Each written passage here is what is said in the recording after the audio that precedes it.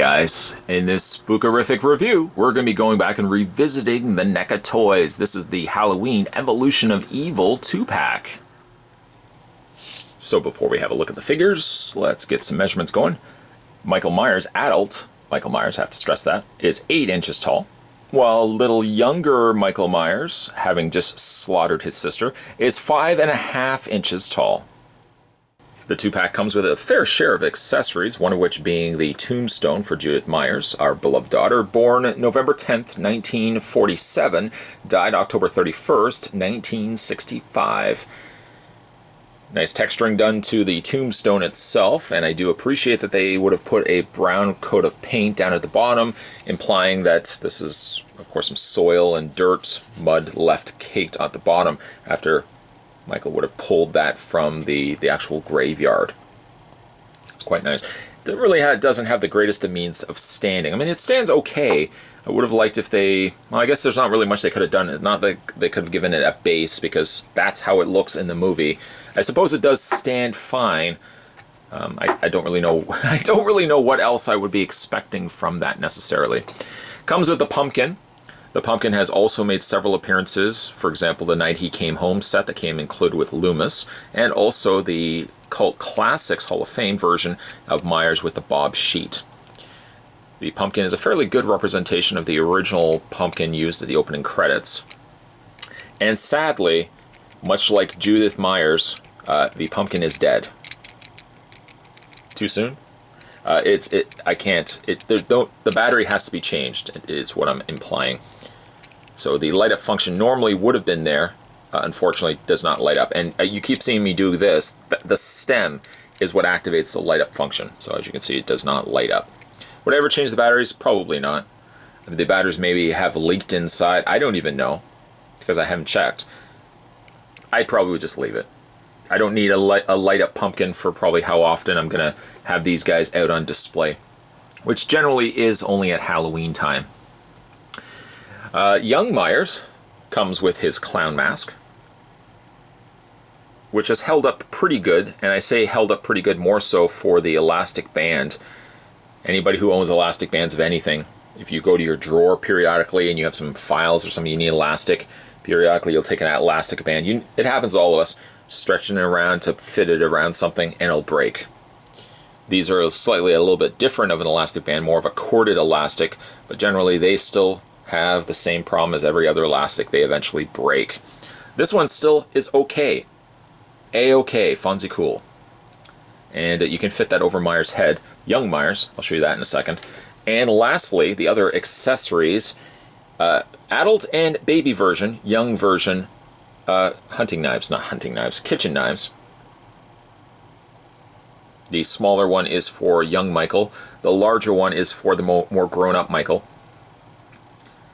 And coincidentally enough, it's only the young Myers blade that has been covered in blood.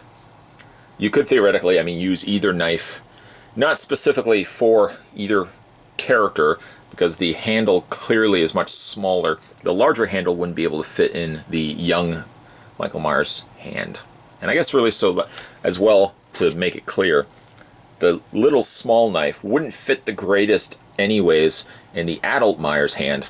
It would just kind of sit on his fingers. There's too much of a gap.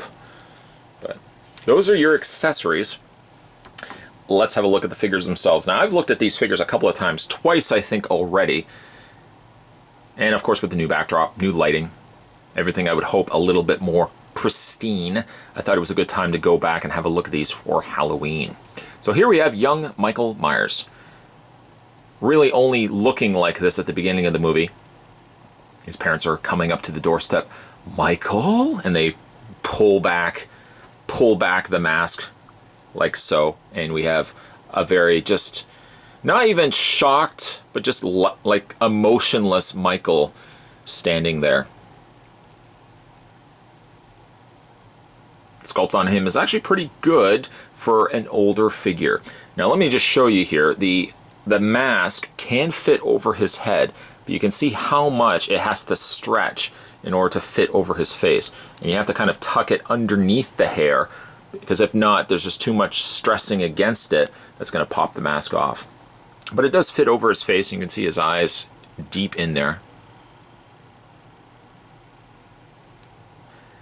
And he's got his little collar there, his clown collar, as well as all these little poofs all over his outfit are more of a clear plastic. Speaking of clear plastic, there's a segue. Unfortunately, this is at the time when NECA Toys was releasing figures that had clear plastic pegs. There's probably a few, I'm sure, if not all, collectors out there that have experienced this at some point, collecting this era, the doomed era of action figure collecting. Being that these are all clear pegs, the other one being the one that stands out to me is the Seed of Chucky set. Being that they're all clear pegs, they are notorious for breaking off. You can see the little clear peg inside. Somehow originally that was thought of as a good idea. Let's use clear pegs. Clear pegs good if you... Well, no, let me just correct myself on that. Clear pegs aren't good for anything. Clear plastic is good for anything that you want to look invisible on the outside surface of a figure. Why would you want to use clear plastic, which is known for being brittle, using that for a peg for things such as, oh, I don't know, arms that would want to move? Not only is one arm broken, you know, okay, we'll do it this way. Not only is one arm broken, I didn't just break that, the other arm is broken as well. Same problem, clear pegs, broke off. There's, you can see it on the inside there.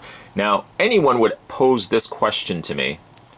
Why, over the course of the time of owning these figures, have you not since glued them? When at some point you would think, just, I'm going to glue these in place, call it a day. Well, actually, no.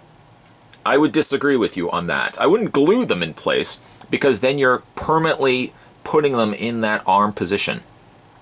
You can see that the arms fit perfectly fine in their sockets.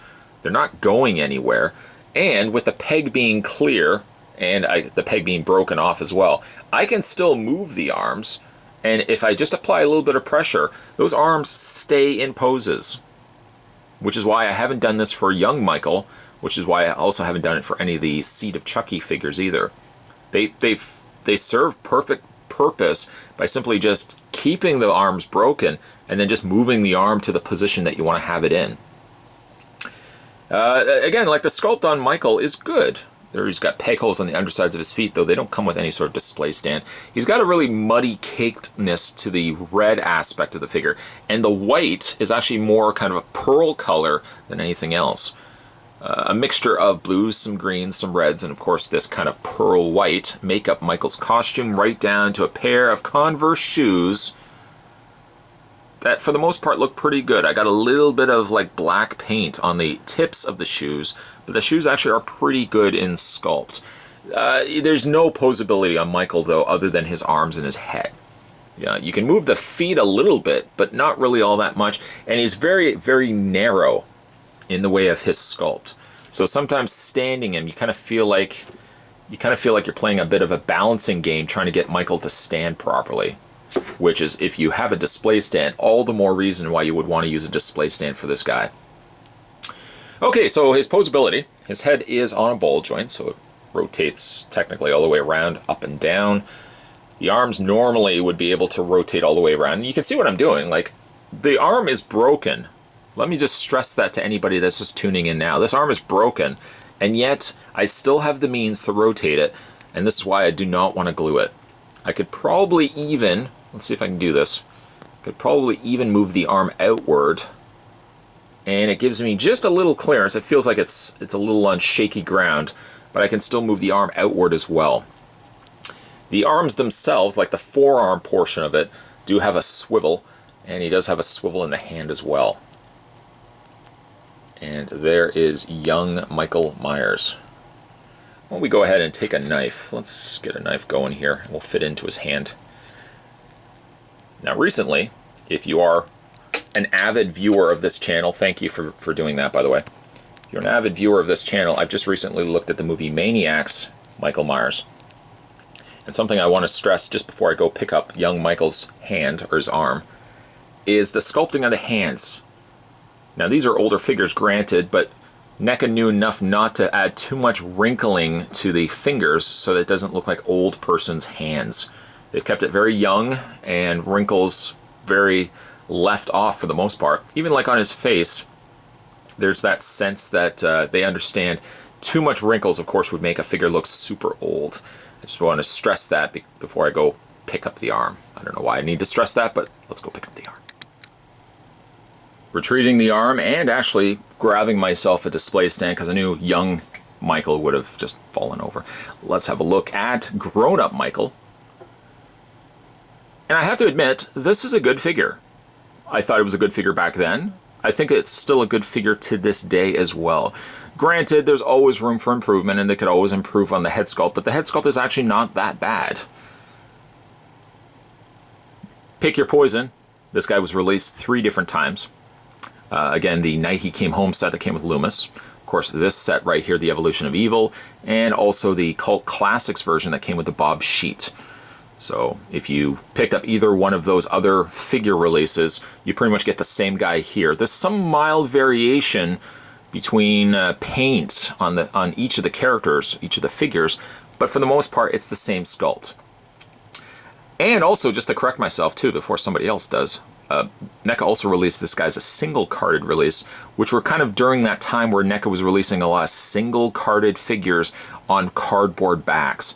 They did that with the Jason from Part 7. They also did that with Ash from Evil Dead. And they also did that with Michael Myers here. And then they also did it with Beetlejuice too. Kind of like a more budget version of those characters, which didn't have as much of the accessories, but kind of just gave you the figure itself. That figure is also quite expensive as well. So a lot of the Michael Myers releases, unfortunately, a lot of people are trying to get these.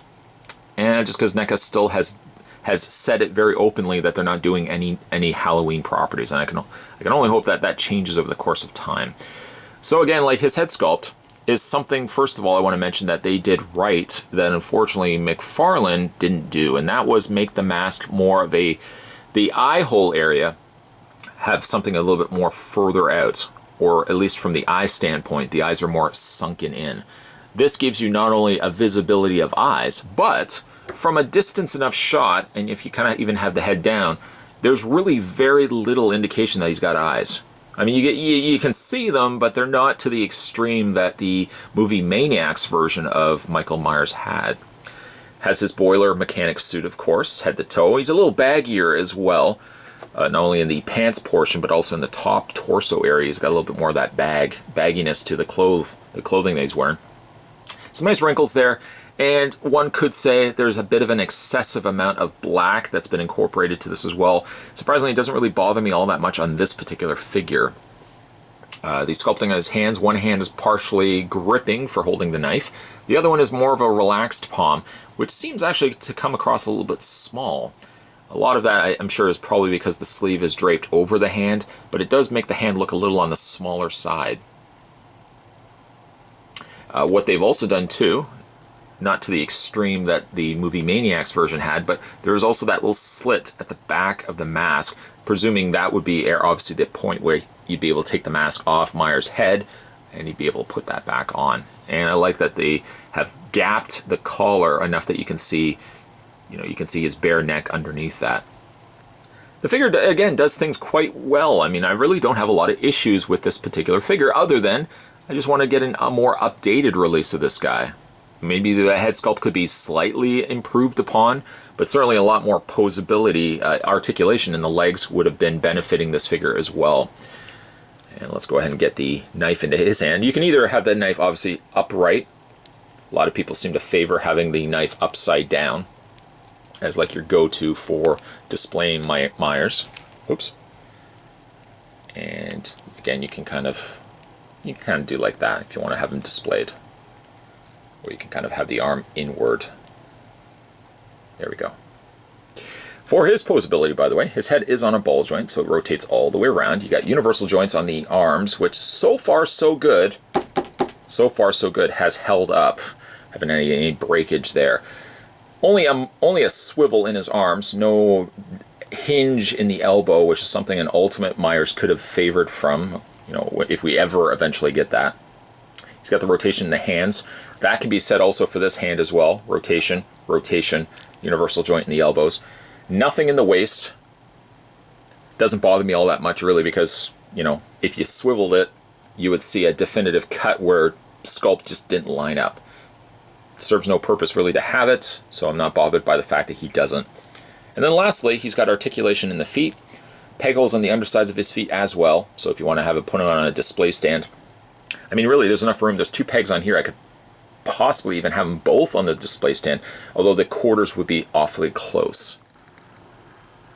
After all the years of owning these, and after 2 reviews already done looking at these 2 figures, I still think these are fantastic looking figures that don't really feel all that dated. But the only thing I would really say could be improved upon a future release is maybe some additional articulation. Granted, they could do some mild improvements and make the head sculpt a lot better on both of these, but I think these are still pretty good figures even to this day. Unfortunately, though, I can only hope that NECA will eventually come around and we do get more Halloween figures in the pipeline. It's a shame that this be the last cutoff for what we got with the Myers release, other than the standalone figure release that we got with the standalone Michael.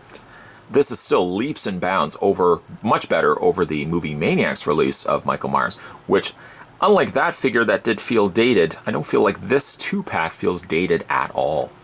Today's spookerific review, we were going back and revisiting the NECA Toys Evolution of Evil. This was adult Michael Myers, along with younger Michael Myers as well.